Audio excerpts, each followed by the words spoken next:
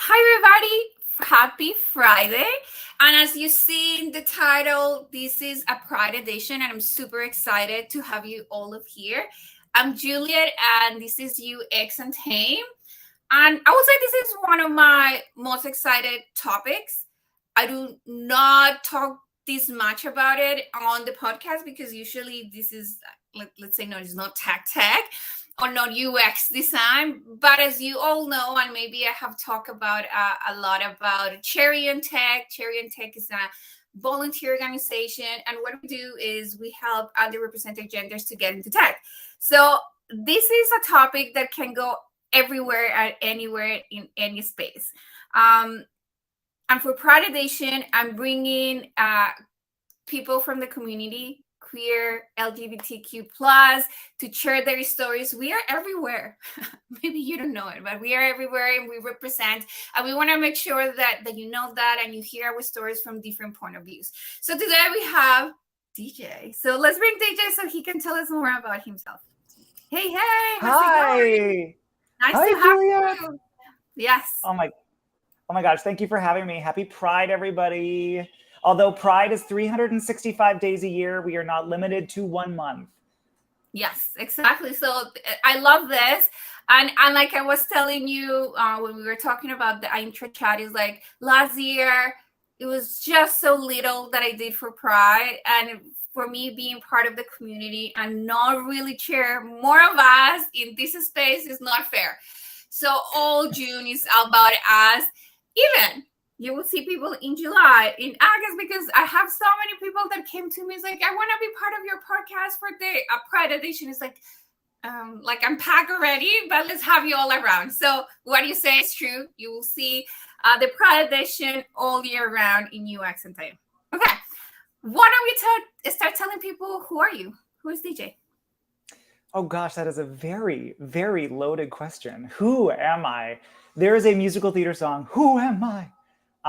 Jean Valjean, Les Mis, if anybody out there is a theater nerd. I like to put myself into a few buckets. I think of myself as a creative type. I'm a creative person. If you couldn't tell, I've already launched into song. I am a producer. I love to create things, which is why I'm just so honored to be here today on something that you literally have birthed. You have birthed this baby, and it's cool, and it's growing up before our eyes. So I'm a creative entrepreneur. And then I also work in corporate America. I am part of the HR field, which is what I'm here to talk a little bit more about today. So thank you for having me. Love it. Yes, super exciting. And I mean, I should have asked for you to sing us. I don't know what I didn't realize this, but you can tell us about maybe a fun, interesting, unique, a secret about you. I love this question. People always surprise me. Like I have like athletes, people doing like 3 careers, doing marathons. It's like people is amazing. Okay, tell me something unique about you. Okay, I don't know if it's much of a secret, but I am a firm believer that we don't have to label ourselves as one thing. So I have many co-current careers going on in the same time. So for example, I'm sitting here today, I'm in my home office, I'm dealing with HR tools and talking to people about payroll and benefits, but at the same time, I'm also booking out, I created a show that I book out onto cruise ships and into theaters, and I'm a creative type, and I'm a firm believer that you can be everything. I think that you don't have to be just one thing or label yourself into one bucket. So a unique fact about myself is that by day, I might be talking about things like HR and benefits, but by night, I'm singing. I'm singing music of like Carole King or Neil Sedaka, James Taylor, Joni Mitchell. Joni Mitchell, you're in Canada, right, Juliet? Yes, yeah, Vancouver. Famous Canadian, Joni Mitchell. It's one of those things that until I moved to Canada, I didn't know. Like, there's so many famous Canadians and Canadians that are representing everywhere. And usually people don't know this. I mean, I didn't know. Huge. I'm getting surprised all the time. So it's pretty cool to see Canada everywhere too. Now, I mean, I've been here 15 years. So I feel like is growing a lot in me. It's giving me a lot of space, a lot of doors. I mean, this is a different topic, but thank you. I love that. And I think this is really empowered to know and to talk about it. I mean, I do a lot of things too. Yes, like I will say that I have at one point so many personalities that people ask me like, how do you have a space and time for all of this?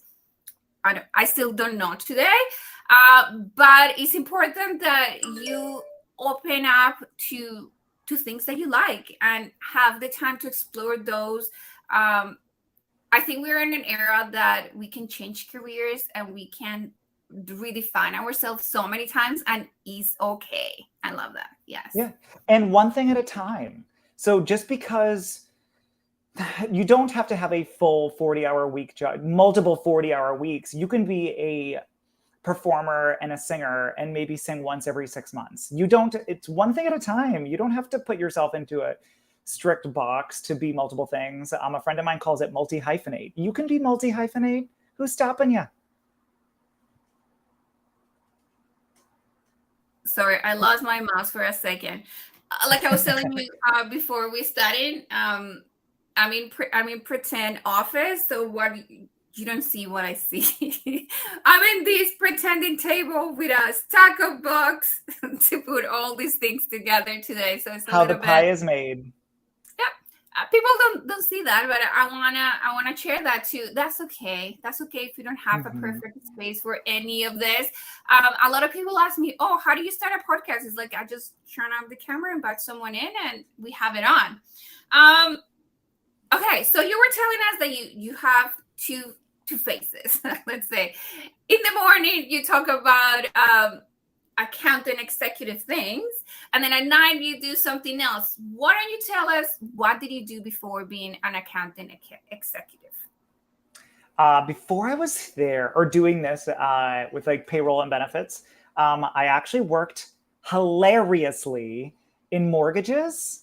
So when the pandemic hit and everything got shut down, I had been working primarily as a performer before that. And so I got this customer service job in mortgages. And it was like right when all the rates were super low and everyone was buying like crazy. And I got my mortgage license. And so I would actually talk to people about their loans all day, which was twofold. On one hand, it was so exciting because I was dealing with people that were buying a home, sometimes their first home. Sometimes they were refinancing their home to renovate it. Sometimes they were refinancing to put their children through college. It was like such exciting endeavors. And sometimes people were just buying their first home, which was also super exciting and palpable. But on the other hand, I was always wrong in the sense that no matter what's going on. So at first when I started, I was in customer service. So I would get like, I like, it was crazy. The phone would ring off the hook and I would just pick up calls and everything was a fire. Like someone didn't show up to closing, or they don't have their closing documents, or their money wasn't wired, or it was just, yeah, it was always a big fire to put out, which, you know, at the end of it, every single day was super rewarding. But yeah, I was in mortgages, hilariously. Oh, but that's super interesting. I feel like, and I know that we will talk a little bit more about this later, but how do these skills and all these experiences keep like building up your toolbox and your character and like what you want in life and how you open up to new things. So what did you enjoy the most about before what are you doing now? I enjoyed honestly being, I think mortgages are a weird, very predatory thing. I don't think we as humans, I think anywhere in the world, are really educated on what goes into it. I think there is a lot of like really like seedy behavior that goes behind it. So what was really rewarding was that I could get on the phone with someone and say, Julia, if you were buying a house in the US and you were like, I don't know the first thing about this. And I'd be like, I got you. Let's talk about it. And I had the tools and the knowledge to walk someone through their entire process and describe things in understandable terms and explain to them why things are the way they are, because there's a lot of federal regulation, there's a lot of timeline regulation. And so people always thought that you would just be making things up. And you're like, no, I know it's weird too, but I can't give you your money until 3 days after you close. Sorry, I don't know why, but that's just the reasoning. It's called the right of rescission rule. But so it was nice to do that. What's been really nice ever since I've left the mortgage world is that I have maintained my license and I've helped people navigate buying their homes. So sometimes if you ever want to scare a loan officer, you just throw a federal regulation out there and all of a sudden your pricing's way better. So I liked being the I liked being transparent. I liked being someone people could trust when they were buying their homes. That felt really nice. I mean, it's a scary step. I mean, is that a step that everybody dreams about in their life? I feel like it's one of those statuses in life. Like you need to buy a house to be someone, or to know that you're doing good in life. So I feel like, I mean, again, we can talk this about forever. It's Forever. impossible to buy a house in Vancouver, but I feel like just thinking about that and having someone that is like, okay, let's see what are the options, how we can do it. It helps a lot. Someone that you can trust with. Yes. Yeah, I loved it. I loved it. And to this day, I loved it. So I still hold those times. And some of the best people I've ever worked with were at that company. I still keep in touch with them all the time. We've all sort of branched into different ways. There's a few people actually at my current company from that company, which is nice too. That's interesting. Yes. What did you like the least? Oh my gosh. That I was the catch-all for everyone's frustrations. So when you're buying a house, the first conversation, if we were talking about it and you were like exploring your mortgages, I would immediately say, Julia, this is going to be a wildly stressful time for you. You're not going to like me all the time. This is going to suck. Point blank, the end. It is very rare that this mortgage process is quick, it is easy, and it is without its own hiccups. So as long as you can be malleable and you understand that there will be curveballs, because there are things just kind of out of all of our control. We sort of have to kind of go with the punches. But once it's done, ideally you have the house. You pay it off in 30 years and you're done. You don't go through this process again unless you have to. But I'm a little bit of an empath. I wouldn't say I am entirely an empath, but you spend your day talking with people and you start assuming their feelings and their energy and their stress. And it's hard not to take that home, literally when I was working from my home. So that was hard. But, by the end of my time there, I started to navigate it a lot better. Yeah, nice. Yeah. I can imagine. I mean, like, this is a baby. Yes. This is something that people has worked so much to get it. And then your heart can be broken so easily because of decisions of something that is not even in your hands. Yes, not me or you, or like, yeah, I can. Yeah, that's a big one. I think when we start talking about our chat about today, you mentioned corporate America. I mean, I feel like you hear, or myself, I hear myself about corporate America, but I never like Google it. I like what is this? Like is it's a big thing. So what did you know or understand about corporate America before joining it? Oh my gosh, nothing. I still don't know anything. I know nothing. I just know technically, like I work down by Wall Street, so it's like literally like Wolf of Wall Street. You get off the train and people are in suits, and it's just like that like buy sell vibe everywhere. And the building that I work in is a very famous building. It's the S&P Global building, like the stock market. So it's like you walk in and there's big screens of the stock market, and it can be very intimidating, and it can be very just overwhelming. Which is funny because our company is the exact opposite of all those things. JustWorks is so welcoming. JustWorks is very all-encompassing and like a big old warm hug in lieu of all of that. But corporate America, I knew nothing about it. I still know nothing about it, but I walk into it every day. Yeah, that's interesting. And like you were saying, yes, I feel like it's such a big thing that is so hard to really know what it is, even though that you are part of it.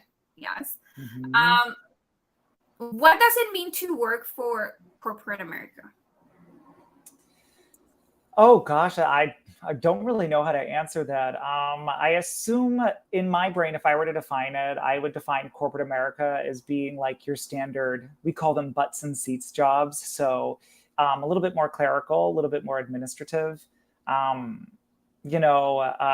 definitely part of the for-profit sector. You're not necessarily in a not-for-profit,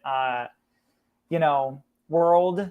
I do think that statistically and overwhelmingly, it's typically run by the same group of white men, which is why I think it's a cool conversation to have today about how, like, my company is really trying to level up that playing field and giving like women-owned businesses, queer-owned businesses, minority-owned businesses just a leg up into building and scaling their businesses so that corporate America doesn't have to be all comprised of the same thing. Mm-hmm. And yeah, this is super interesting because I've been trying to take everybody that is listening to us and watching us through all the path that you've been in your life. Yes, because getting to that point of like how you've been helping underrepresented communities lately.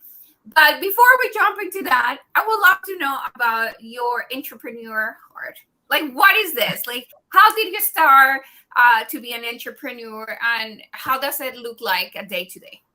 Oh my Oh, gosh. nice. Yes, because this is you told me that this is like a night thing. Yes, and I still answer like pressing conversation or pressing emails and stuff throughout the day. There have been times that I have worked from a cruise ship.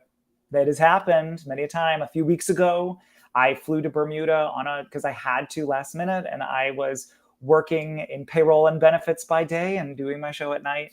But sort of how it started is that I was an actor for a very long time, and I primarily survived as an actor for about a decade. And between shows, typically how an actor pays their bills is a few specific ways: either cater waitering, waiting tables, or gig work. Gig work meaning like you're not maybe paying taxes on it, or like you're not paying outright taxes on it. You get a 1099, and you go and you are hired to sing at a corporate event, or you're hired to dance in a flash mob for some, I don't know, it's just their gigs. And I would always be doing this show that was a Jersey Boys tribute on a cruise line, and they would send me out and I would do this like Jersey Boys show, and then I'd come back. And it started planting a seed in me that I wanted to create one of those. I thought, what a great opportunity would it be if I could hire my friends and they didn't necessarily have to wait tables. They could actually supplement their income by going away on these really luxurious trips. Because like on a cruise ship, you go out, you usually perform one night, and then you're done. So you go on the ship for a week and get paid. So I started. But at the whole time I was like, I can't come up with an idea. I don't know what to do. I don't know what to do. And then one time I was working at the Music Box Theater on Broadway on 45th Street. And my friend Michael was there, and he was like, what about Carole King? And I was like, oh, that's it. And so then and there we hatched this idea for a Carole King show, and I created it. He's been working with me on it for years as well. He's actually, taking a bigger hand in it next year. We've worked together on it for years. And so we created our own, and we hire friends. And my friend Kate did all the choreography. She's also one of my business partners in it. And it's just been this like small family created by us for us, and we do shows. So it's expanded a little bit more than that. Like Michael has started his own agency, Oakdale Entertainment, and he books out his own shows. I created a solo show in there too. So every now and then I'm doing music of the 1950s on the high seas. Kate is currently on the Frozen national tour. If you've ever heard of that movie, no one, I don't think anyone's ever heard of Frozen. Yes, no. Yeah, so like that's sort of where it all began, was like I wanted to create, and it sort of just kind of kept snowballing into these shows that we put out on cruise ships. Nice, interesting. And I feel like this is a good way to move into what we came today, because I feel like a lot of people just have like, oh, I have an idea, I'm really passionate about this, how do I move it to the next level? Yes. And I think that's always the bigger part. And again, if we talk about underrepresented communities, sometimes we don't see them outside doing businesses, or yeah, they're not seen. So it's like, is this even possible? Like, I know that I have something that is really good. I see clients and customers coming and asking me about this, but how can I make it this not just like a living room thing by myself doing Yeah. everything at the same time? Yes. So how did you get into helping underrepresented communities, and why do you like it? Well, I would say the genesis was I was honestly offered a job at this amazing company. It truly, like, I have drank the Kool-Aid. I am fully sold. I absolutely love JustWorks. I think JustWorks is a brilliant corporation. For those of you out there who don't know what they do, um, JustWorks is what's known as a professional employer organization. So if you're a small business and you have that idea and you are expanding into, oh, wow, this is a real company now, and you need things like payroll, benefits. This is going to sound so boring. Things like compliance, like state unemployment insurance, new hire reporting, tax filings. Who knows how to do those things? Like, no one knows how to do those things. JustWorks would assume a co-employment situation with you, meaning that you kind of go under their umbrella and they do it all for you. So, for example, say you have two people and you're both in New York, and then you're like, but I want to hire my friend in Florida. What the heck goes into that? You don't have to think a thing. JustWorks would manage all of that for you. They would manage literally every piece of getting you set up and ready to run in Florida. And they can do that nationwide. So that started. And then while I've been here, they introduced something called their Thrive program, which basically is a lump sum of credits to women-owned, minority-owned, and queer-owned businesses, to help companies that are getting their footing to afford to offer things like benefits, to offer things like, a payroll that can accommodate like PTO tracking. Like, it's a shocker how prehistoric payroll systems are in 2023 and how little they actually help the little guys. And anything that is better than just for small business is really aimed at 500 plus employees. So what happens to the team of 10? What happens if you don't have an HR person or a budget to hire an HR person? That's where we step in.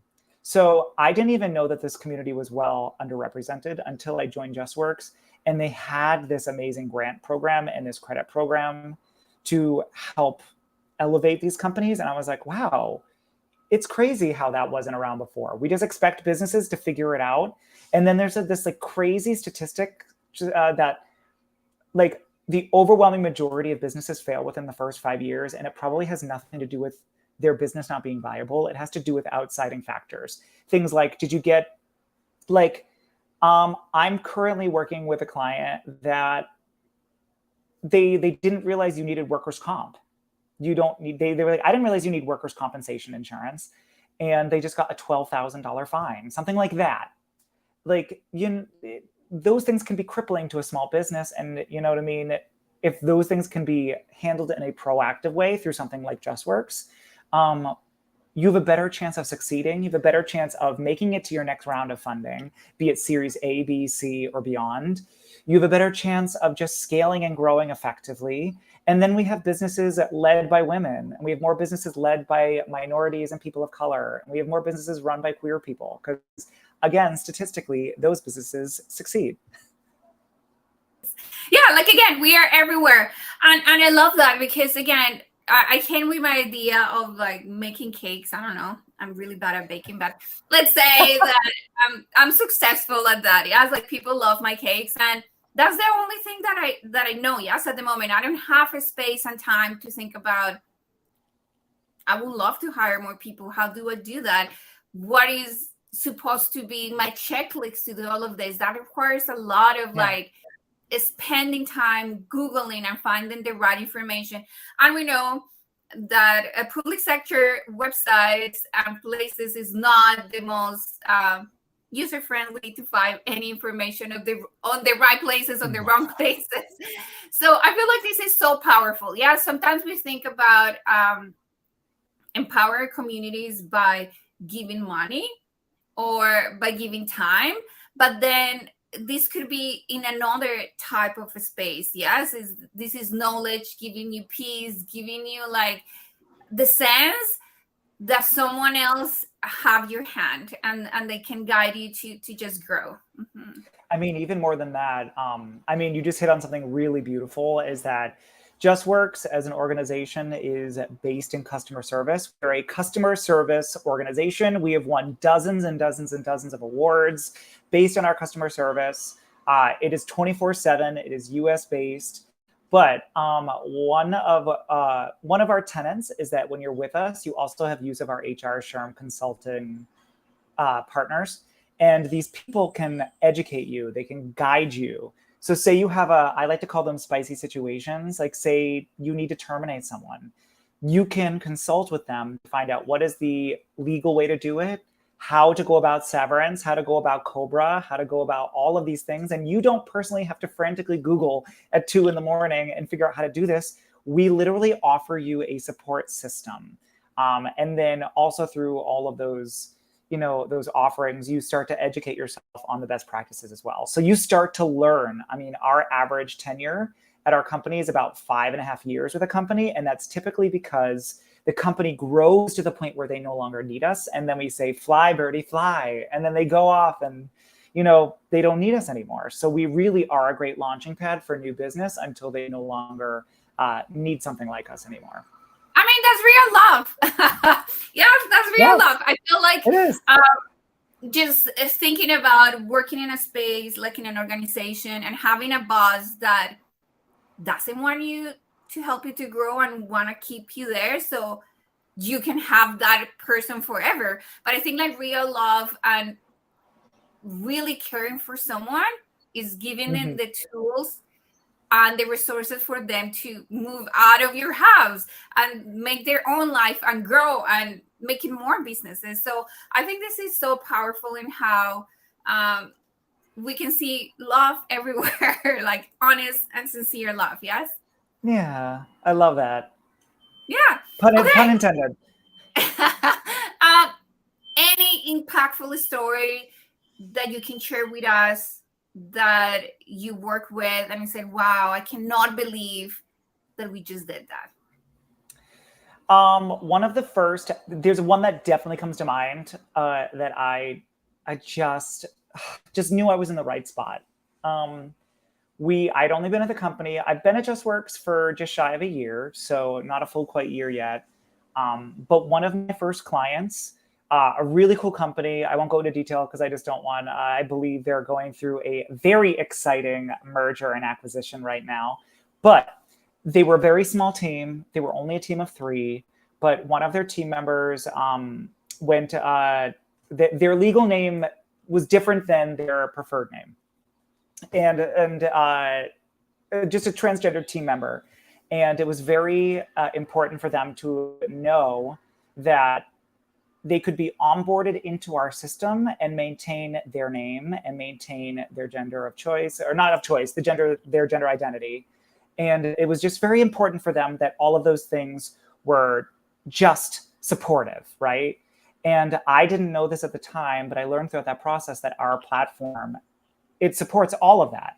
So once you're onboarded, you get to say what your name is, and you get to choose your pronouns, or you just tell people what your pronouns are, and then nobody gets to see otherwise, including even our customer support team. So if you were to call in, they would not see anything other than the pronouns that you've put down and the name that you've put down, and it just really is just this really just beautiful support system to make sure that everyone feels heard and supported. In 2023, I know it sounds really silly that is an important remembrance I have of one of my first sales, but everything is so binary and gendered that I love that JustWorks is poised to allow people to express however they see fit, and not even our customer support team internally have access to anything otherwise. Yeah, I love it because I mean, again, you will think, oh, how this can make a difference. Yes. But I feel like when you have a team that's is seen and is being supported at the way that they want to be supported, they're Mhm. going to excel in the company. They're going to do an extra mile, yes, and then the company is going to grow, and then they're going out of your hands again, because it's the little impact that keep moving along. And again, it's just I've been seen. I think that's so powerful. Again, we're coming back is like so many people, so many ways to really impact communities, and this is a good one. Yes, it's like just open up the space for everybody. Okay, so we have talked a little bit about everything that you have done. Yes, but I want to know how, from you coming working in different spaces, how these have helped you, and what are kind of skills have you put in your toolbox Ooh. today? Yes. Probably, I mean, it's multifold. The theater background, I mean, I don't know if this is a theater background thing or just maybe in my being, and I had a feeling you are the same way. I just love this. I love talking to people. I love um, clearly communicating. I always do forewarnings on my emails that they will probably get a novel because I am also very chatty when I'm typing.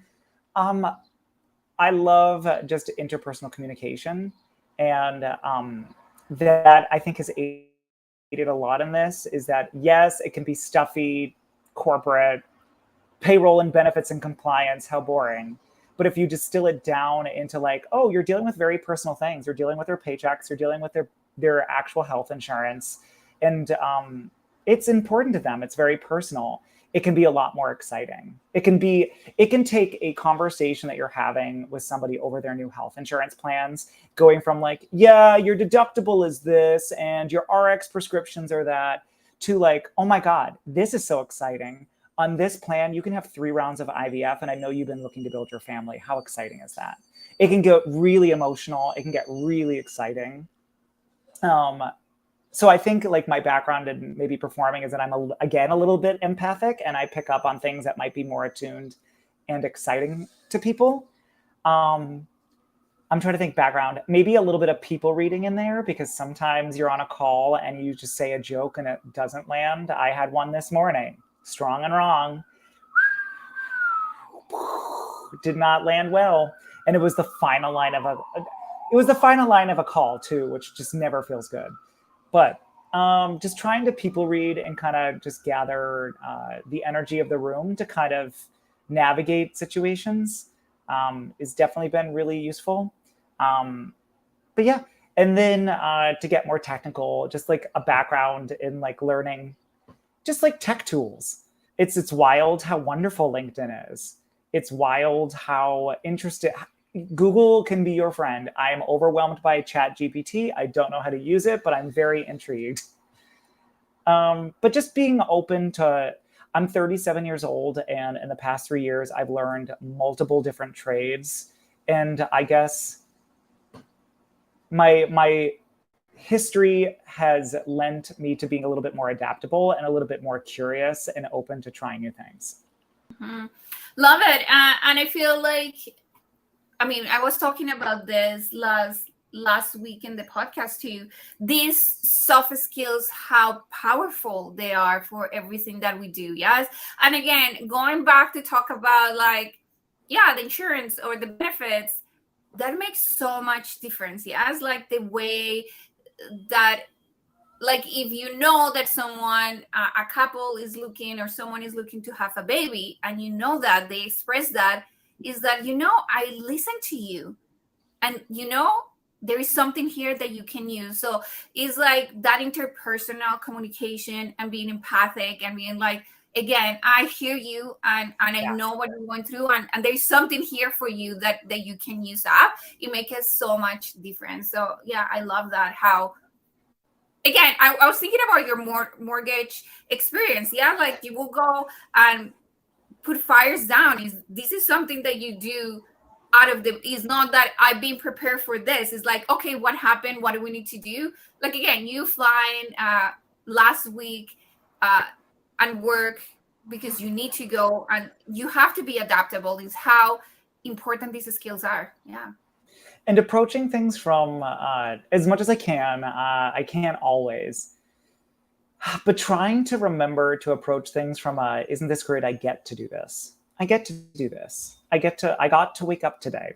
I get to be on this podcast and talking with you. I got to have two really awesome calls this morning with two potential new clients, which was really cool. And again, it's so easy, and I forget that all the time, but just trying to remember to look up and to be a little bit more grateful as often as you can. Oh, totally. I mean, this is great. Again, we love this, so thank you. Of course, of course. Okay. What do you think that has been one of the biggest learning during all this process? Oh, biggest learning. Ooh, okay. I don't share well with others. I love to do every part of the project. I do not like to delegate, and I have zero patience. So I have been good about waiting. I've been much better about asking for help when I don't know answers. Definitely, especially when I started at this company, my manager was so good about policing me because he was like, "You're like 80% correct with that answer, so why don't you ask me next time so we like get you 100% correct with that answer?" And I'm like, okay.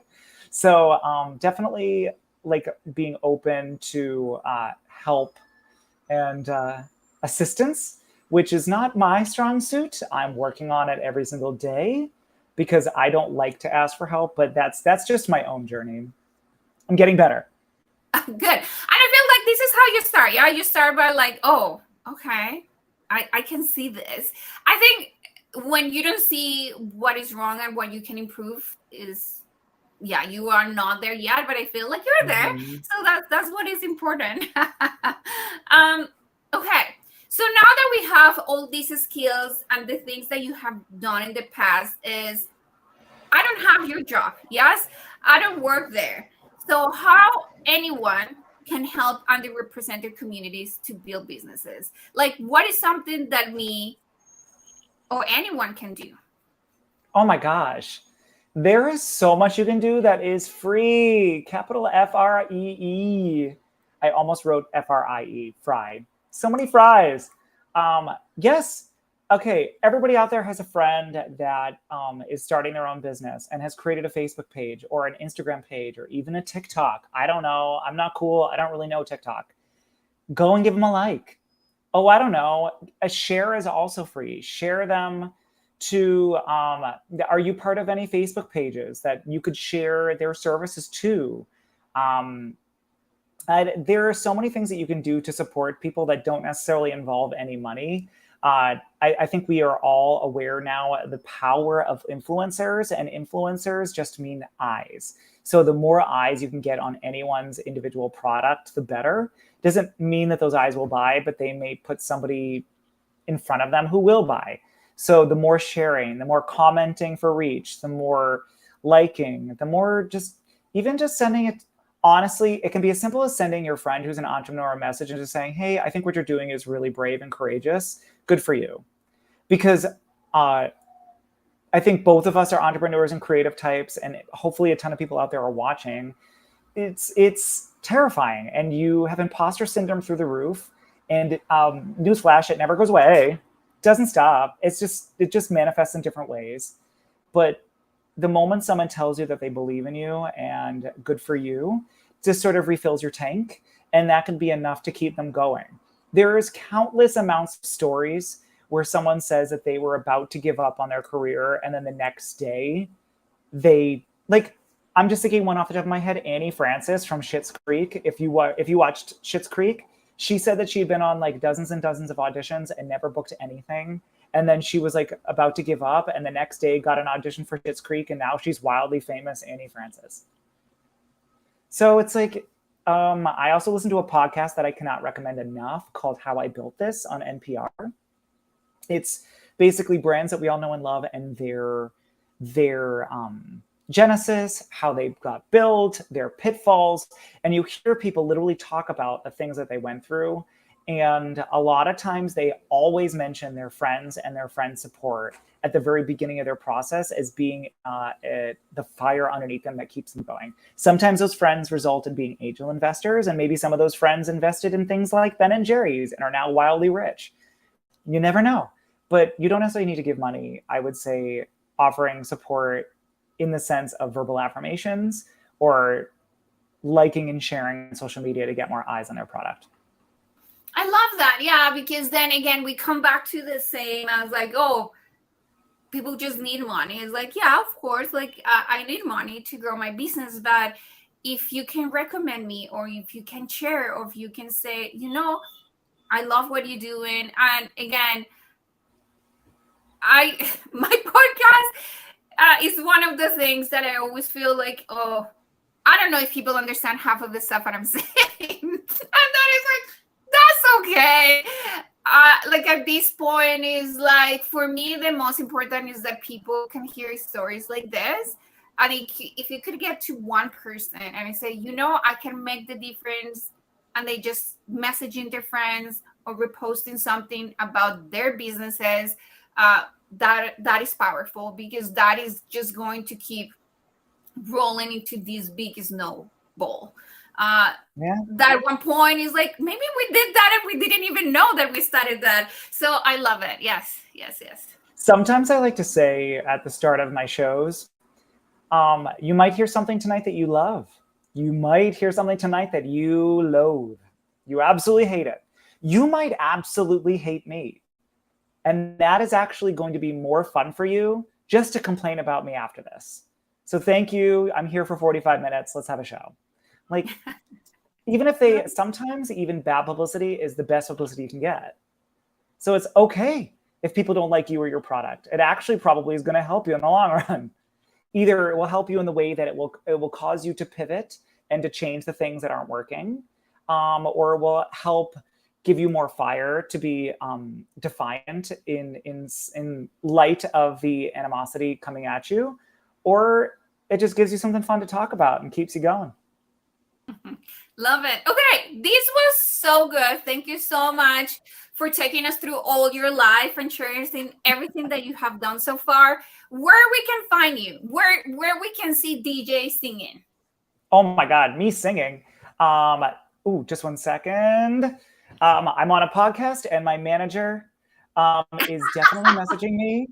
Yes. Okay. Oh wait, he was messaging me early anyway. You can find me on LinkedIn. My name is DJ Bucciarelli, B as in boy, UCCIARELLI. You can find me on Instagram. It's just D as in dog, J as in Jason, BUCCIA. Actually, it might be my whole name, IARELLI. Just go find me. It's just DJ Bucciarelli on all social medias. Yeah, thank you so much for making part of UX Untamed Prime Edition. Again,